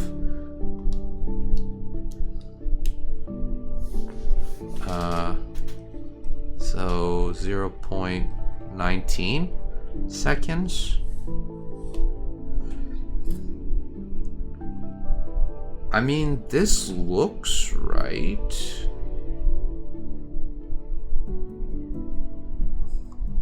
Let's see. I'm watching some teacup in the background, but I saw you were live, so I had to stop by. Oh, thanks, Famish. I appreciate it. Actually, like, I'm actually drinking tea right now, so that's like the irony of it all. I don't know if I got this question right, but I feel like we kind of designed it in a way that kind of feels correct to me, but at the same time, like, you know, does the answers make sense?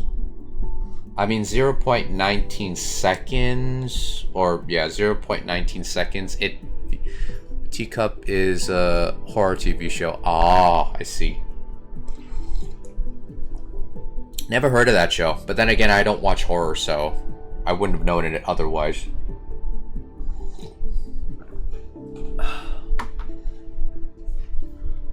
I don't know if we got it right, but why don't we check the answer, I think. If we don't get it right, we learn something. If we got it right, then we'll just pat ourselves on the back. So this problem is... what problem is this? 2.41. So... it's down here somewhere.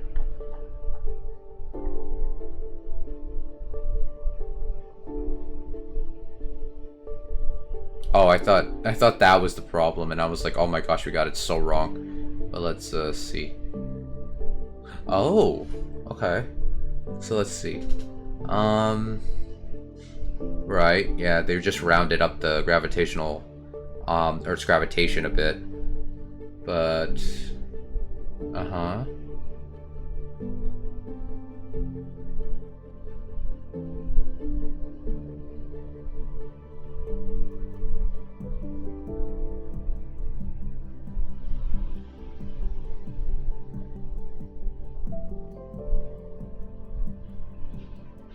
oh yeah, because they took half of the gravitational constant. Okay.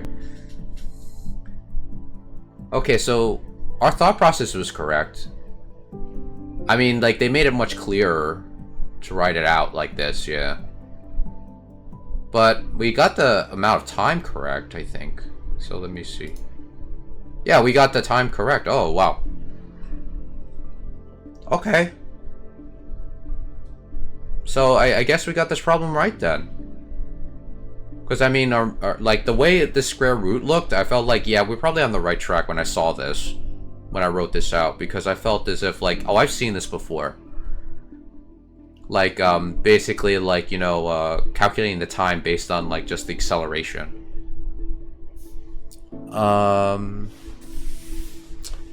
Yeah, I heard it's good. Horror stuff is what keeps the heart pumping. I agree.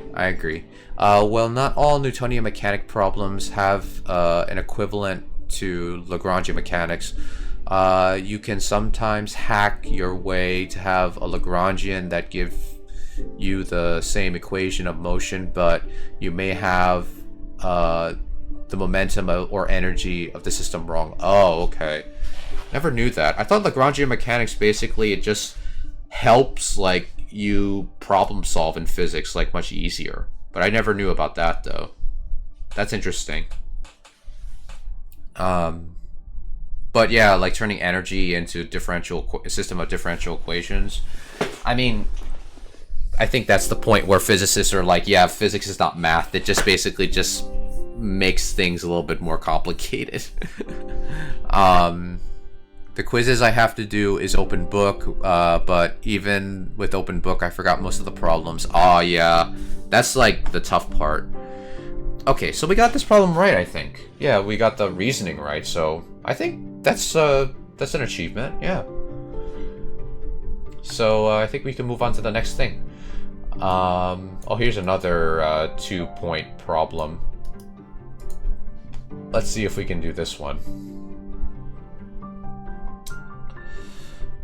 I don't know if I'm doing kinematics, like, if I'm, like, strong in my, my kinematic skills, but I'm trying, and I think that's what counts. I didn't think I would get, like, a lot of problems right, by the way. I mean, I know about kinematics, but at the same time, I'm, like, I'm very rusty, so...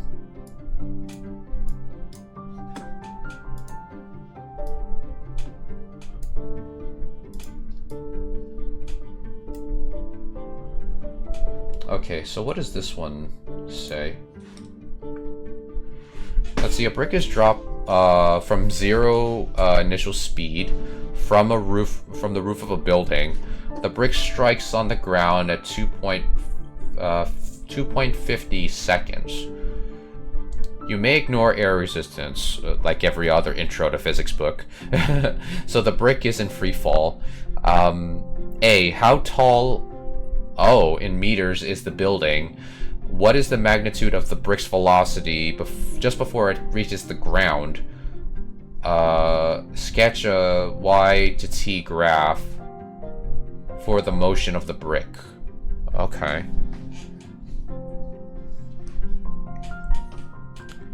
Assume a perfectly symmetrical cow.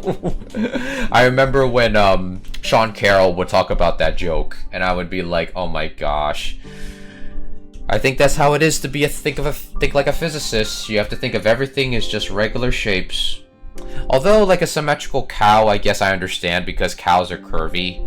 Like if cows, like obviously, like you know, cows are not, they're not round, but you know, like. For me, I would think of a cow as sort of like a rectangle, but at the same time, that's in Minecraft, not in not in real life.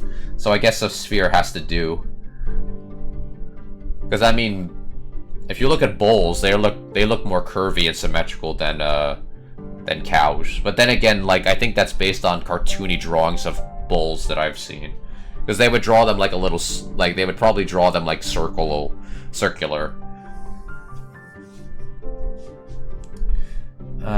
So I guess we'll have to draw a building. So we have to figure out the height of this building. Wow, that is...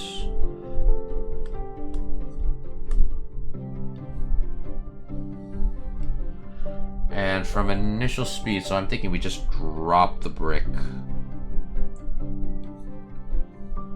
We just drop the brick from here. And the time is 2.50 centimeters. I mean, not seconds. Ugh, I'm getting my units mixed up. You may ignore air resistance, as always.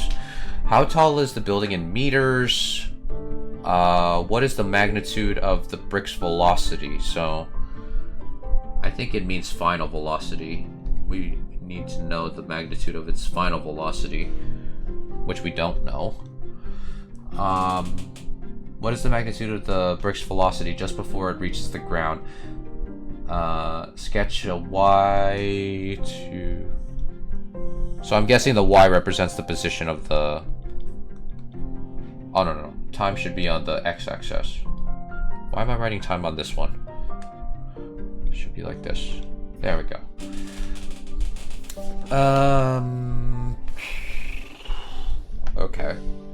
So let's just write down the equations like always.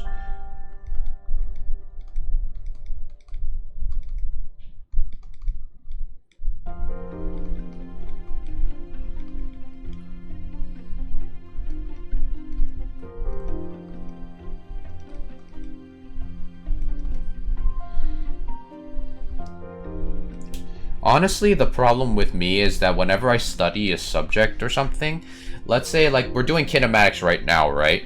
But whenever I like get through some questions, I feel as if I'm still not ready to like actually say I'm done with this section. I can move on to the next thing. Usually for me, I always feel as if I have to ask someone. I have to ask someone if I'm ready to move on. That's the problem with me. It's like I don't know when to move on from a subject because I always feel like there's some little back thing that I don't know, or there's got to be something that I have to master in this subject. While like someone in the background could probably be telling me like, no, you're good, move on to the next thing. I mean, do you guys have problems with that? And how do you guys like figure out when it's time for you to move on to the next thing? That's actually a good question for me to ask. Because since you guys, I assume, are a lot, are self, like, you know, you do research by yourselves and you learn on your own. So, yeah, like, when do you guys actually know that you're ready for the next subject or the next chapter? Even though you don't feel like you're firmly, like, I think solid with, like, the section you're currently working on.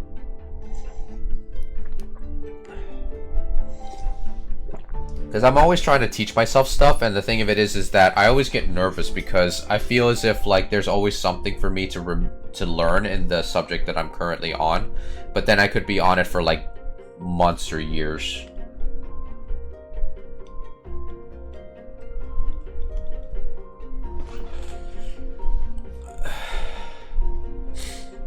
All right, so we start. So our initial velocity is 0, so we don't have to worry about that. Acceleration to the Earth is obviously going to be right. So we got those parameters. We don't know what the final velocity is, and we don't know what the height of the building is. But I think that will come later when we figure out what the final velocity is.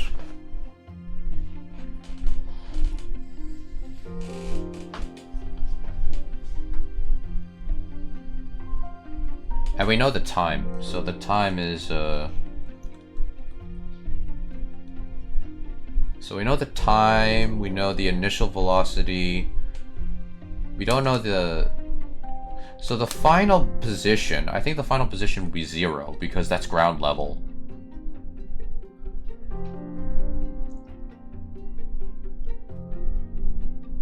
So we just don't know what the height of the building.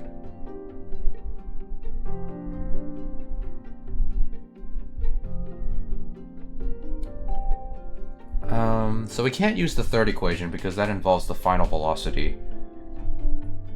The initial velocity...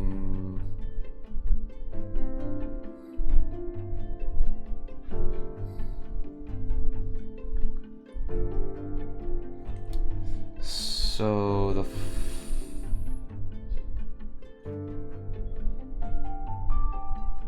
the final velocity before it hits the ground, I think we can calculate that because the initial velocity is 0, so let's see what it comes up with.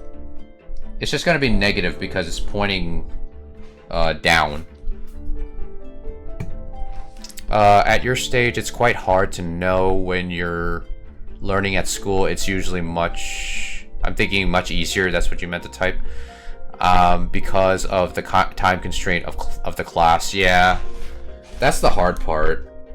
Because I feel like I know the equations of kinematics, it's just that I haven't fully... I think maybe I haven't practiced that many problems, but you guys have seen my progress, like, doing these problems, because the problems that I've been doing on stream are practically the problems I've done in kinematics thus far. Like, when I'm not streaming, I've been reading up on real analysis and other things.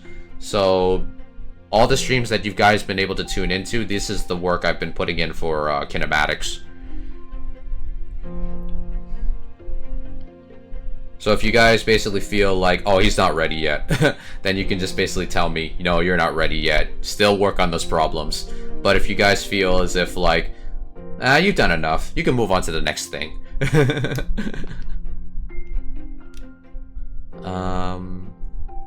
Let's see. So type in gravity and then, so it would be minus 24.5 meters per second. So I think like the magnitude of the final velocity would be 24 meters, 24.5 meters per second. Because I mean, it seems about close. Now, the thing of it is that, and that's just before it hits the ground. I would say, as a rule of thumb, if you're able to explain the section to someone else, and you'll be able to do some exercises. Right, yeah.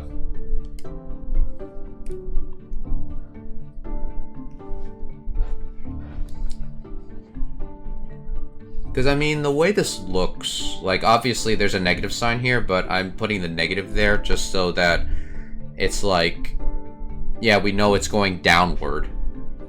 So, you know. And then when you take the magnitude, and, you know, like, you take, like, the absolute value of it. Just before it hits the ground. How tall is the building in meters? So, this would be practically B. Now we have to figure out A. So I think we can use the third equation to figure out what A is. Because we need to do minus that.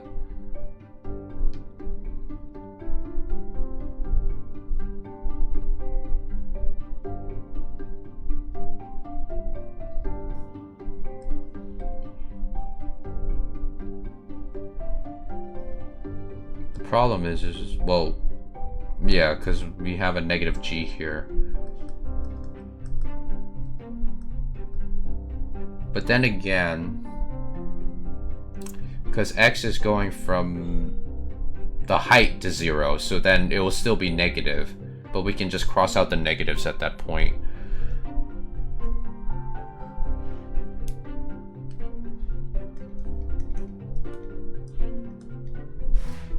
I mean, that's how I think of it logically.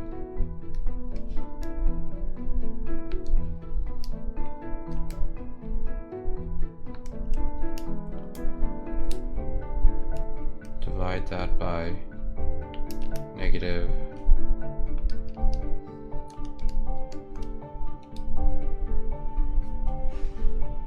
Yeah, because like, because it's going down, so basically it would be like negative 30.6 meters. I think that would be the difference between the two.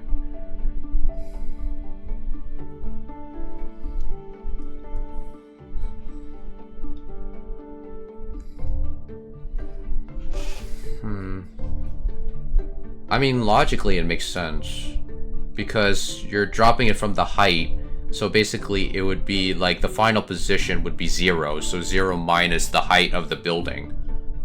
And that means it would be negative. And like, since the gravitational Earth's gravity is negative because it's falling down, then that means basically you will have two negative numbers on each side, so the negatives will cancel each other out.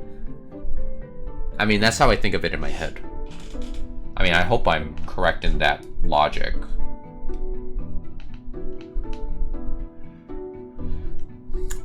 Sketch the YT graphs of the motion of the brick. So I'm guessing you have to measure its position. So...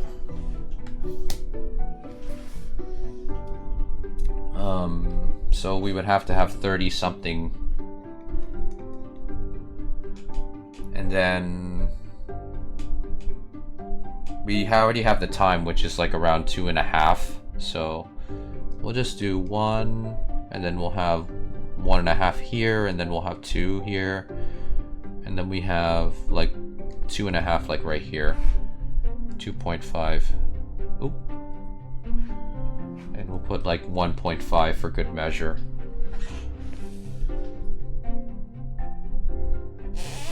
Yeah, because we got like 0. There we go. It doesn't look too unsymmetrical. So now,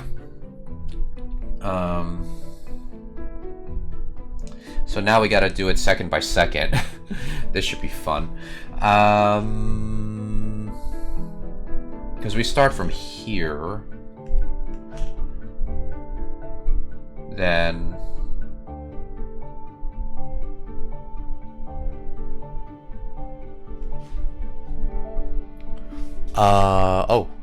did you type more in, Sashka? There will always be something else to learn, even in basic physics like classic mechanics. For undergrad students, the advanced course in classical mechanics is sometimes harder than the course in quantum mechanics. Yeah, I'm guessing like classical mechanics is like similar to, say, like real analysis in mathematics. It's sort of like the rite of passage. So for like real analysis, you have to actually learn how to write proofs and how to like actually do problems and think about how to solve different proof problems using different techniques, or thinking outside the box.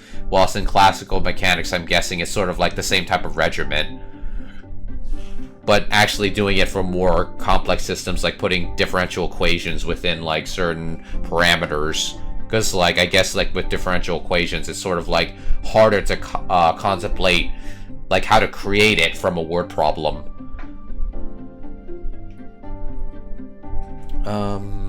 So let's just calculate at each point so that way we don't get confused. Actually, I should put the 30 on the top, actually, the 30.6. I mean, hopefully I'm right, but if I'm wrong, then I'll just learn something. Because it's gonna go lower as time goes on, so we'll do, we'll do -6 point. And this is position, so it should be like, so we did the velocity. Right.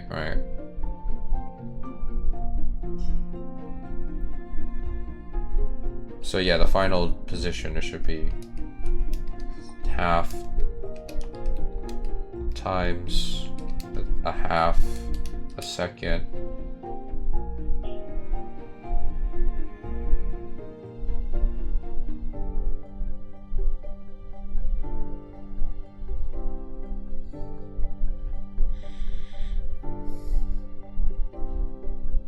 Oh, actually, I should have added that. There we go.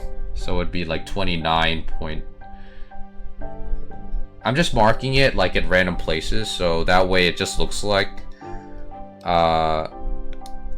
so that way it looks like it's like, because I'm guessing it's gonna make like a parabola, or like partially a partial parabola, then plus 6.36.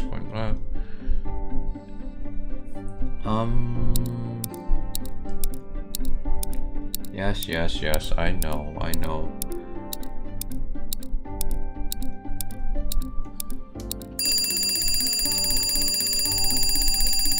Didn't give me enough time to draw the graph.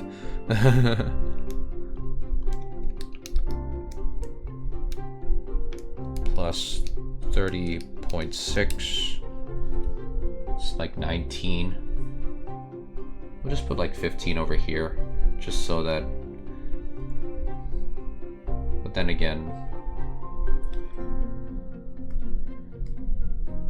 this is why I don't draw graphs, because I always make a big mess of things. Okay, let's just do it this way, so that way we don't have to like worry too much about how it looks.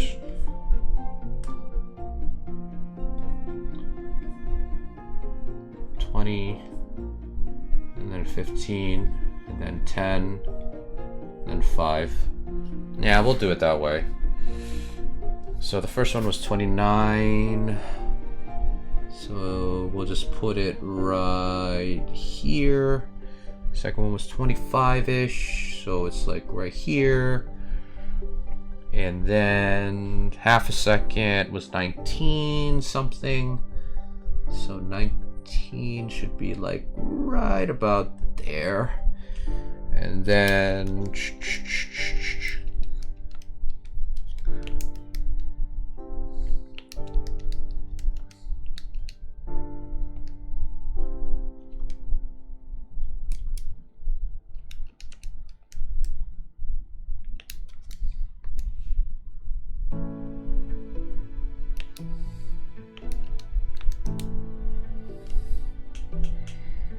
this one's like around 10, and if we're right, it should be 0 by the time we get to and hopefully it is 0. If it's not, then we did something wrong.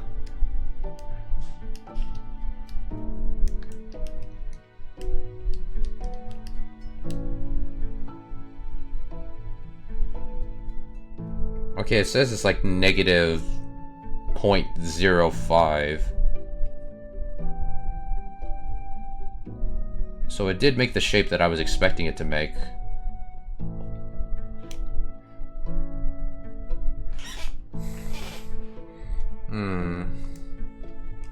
Maybe I didn't do it fully correct, but I think we can just check our answer and see. Let's see. So this is 2.42. I probably got this one wrong, so let's check. Oh. Go set it up. Identified. Oh, we got it right. Sure. We got the height of the building. And we got 24.5. Yeah, we got 24.5. Oh, okay. Alright.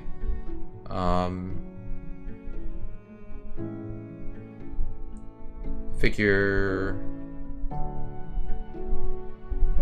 why at the ground. Okay, so I guess that's a victory. That's a victory. Nice. Nice. We actually got that right. Usually with problems, I always assume that I don't know anything, and whenever I try something that I think is logical, I just do it anyway and see if it works, and if I get it wrong, I usually anticipate that I'm going to get something wrong. I usually just anticipate that. Oh, you typed a lot. Sescha, well, what is it? Let's see. What I wanted to say is don't be too hard on yourself. If you feel you don't master 100% of classic mechanics fully, this is still a field of active research. Yeah, right, of course. Thank you for the pep talk on that. Yeah, because like for me, it's like, I guess it's because of my ego sometimes. It's like, I look at myself as someone who likes to be, who loves to enhance his curiosity and loves to actually engage with stuff that makes my brain kind of like exercise. But sometimes I do get lazy and I don't practice problems enough. I love reading stuff, and when you read stuff, it's like you learn passively, but then I don't do enough effort to like actually make my mind actively learn, like actually do problems and actively like try to engage what the problem is saying. So I think that's the reason why I anticipate that I would get a lot of stuff wrong instead of a lot of stuff right. But then again, like, you know, like sometimes I do get a little bit too tough on myself for not getting the answer right away because, you know, like not everyone's perfect. That's one thing. But at the same time, like, even if I get a problem wrong, I'm still going to post these VODs and, you know, just to basically say, hey, even now I get stuff wrong. So there you go, you know, because we're all human. We will make mistakes once in a while, you know. Okay, I think that's about it for today's stream, guys. like I said, if you're new to the channel and you're just tuning into the channel for the first time, be sure to drop me a follow, please, if you would like to catch up with me on like math and physics content, because this channel is basically my math and physics journey. So even though I do put the category of math in there, I just basically love to put it as math, because even though I love physics, I am not really much of an experimentalist. That's why I put it in math, because I love the theoretical side of physics. And, you know, obviously physics is not mathematics. But at the same time, I love employing mathematical techniques into physics problems, because it will help exercise my brain to think about physical problems mathematically. And that's why I always try to say that I guess I'm more inclined to be more of a math targeted stream than, say, a physics experimental stream, because I'm not dealing with beakers or, you know, creating machines or whatnot. But yeah, so I think that will do it for today's stream. We actually got some good problems in. I think we did like 3 in total. And you know, these streams too, they're also meant as sort of like, you do a little bit a day, and hopefully it exercises your brain to actually be like, oh, a little bit a day is basically building my mental muscle. And you know, the more mental muscle you build, the more problems you engage with in the future. Like, I know a lot of people like to study, and they like when people study, they study like for 8 hours to 6 hours, and I'm like, that's too much. Like for me, it's like I like to like engage with materials I like to basically work out the muscles a little at a time, because you're gonna learn things every day in your life, and people think that they stop learning once they get out of school, but I think that's kind of like a wrong mindset to go by, because there's always going to be new technology, there's always going to be new learning strategies, there's always going to be a new thing that's developed and discovered, whether it be in science or whether it be in like life in general. So I think like the more active we keep our minds going, the more we can just develop ourselves as individuals. And like, that's my whole spiel about the whole thing. It's like, that's why I engage with physics problems, even though I know I might get like a majority of them wrong. I still do them anyway, because it's like, for all of you that actually have more experience than me, you will correct me where I got wrong at, and I can communicate with you in a healthy way where it's like, I know what I got wrong, and you'll be able to explain it to me in a way that I could probably understand if I asked many times, you know? At the same time, like, if you guys are also doing the same type of problems I am, then basically we can engage together in those type of things.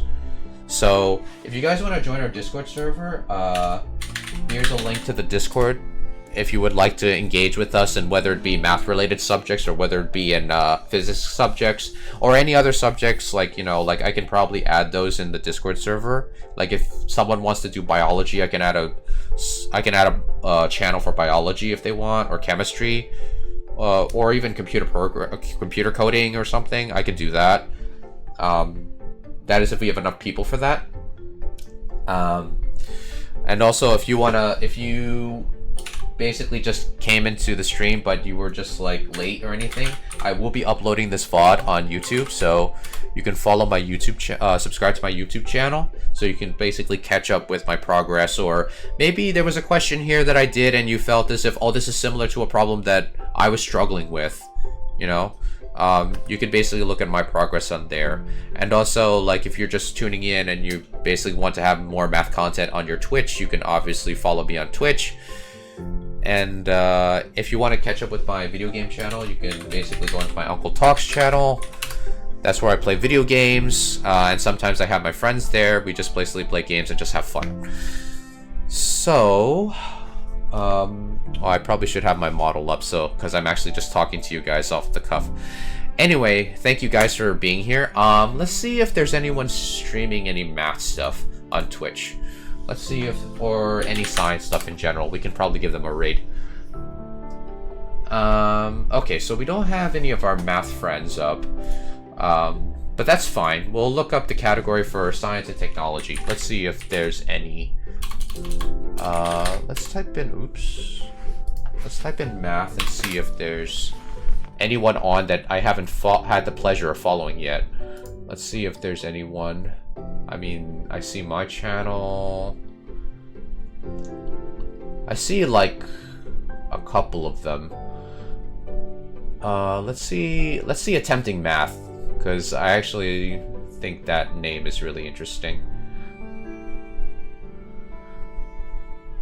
Okay, so this person is like, let's see. Their description reads, an academy, useless ideas of movement with goals to talk about math, philosophy, and storytelling without the utilization value. Oh, okay. I actually like the way they type their description. I see Oh Brother, and I think we're gonna basically oh, they call their stream this Academy of Useless Ideas. I actually like that. So I think we're gonna subscribe to the Academy of Useless Ideas. I think that's a really, because they have in their one of their categories Galois theory. Oh, I see Oh Brother, and oh, okay. If you're on like tomorrow, non-dairy neutrino, like I will also like consider those channels. I didn't see your message until like later, but let's just give a raid to the Academy of Useless Ideas.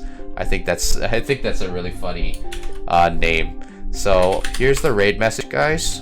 So you can copy and paste that if you like.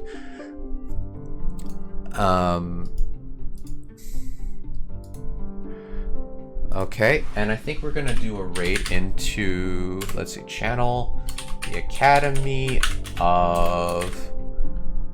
Hopefully we can raid into their channel, because I actually like the concept. The Academy of Useless Ideas. Can we give them a raid? Yes, we can. Okay. Alright, guys.